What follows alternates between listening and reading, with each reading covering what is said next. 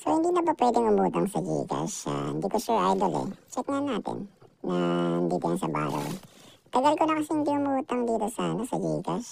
So, ayan, meron naman G-Loan tsaka G-Gives. Tapos, ayan, sa load naman yan. Pero dito na tayo mag-focus sa G-Loan.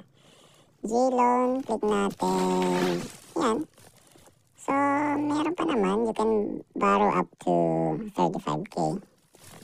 Diba? So, saan ba ito? Ayan, ito pala yung pindutan niya. Get started. Ayan, pag kinlik natin yan, ito yung lalabas. Ayan. So, 5K to 35K. Subukan natin sabihin natin humiram tayo ng... So, kung hiram tayo ng 30K, yan, ito yung magiging monthly natin, diba? So, malaki-laki interest din yan. Kaya na mag-compute. So, purpose ng loan, syempre, nandito. So, huwag kang uutang ng ano lang ha. Basta-basta, syempre. Obligasyon to na bayaran. Okay? So, dapat importante talaga. Ayan. So, example dyan, emergency, diba? Dan natin yan. Kunyari, may ka-emergency, diba? Pwede tayo humiram.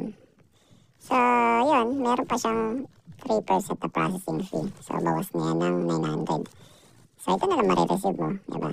Kapag humiram ka sa kanila. Tapos, yun na. Diba? Wait lang, lagyan natin to. Yan, done. Saan na? Hindi ko maklik. Yun, okay.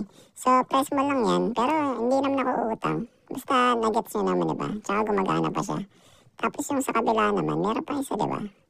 Wait lang, nasa na ba yung borrow? Yan. Tapos, ito naman yung isa, yung G-Gives. So, madalas kong ginagamit pang bili ng gadget, yan, pang shopping. Diba? So, pwede mo kasi siyang, kumbaga, bayaran ng installment. So, yun lang naman. Basta gamit lang kayo nito kapag kailangan lang. Pero hindi, depende sa inyo kung bahala kayo, pero yan.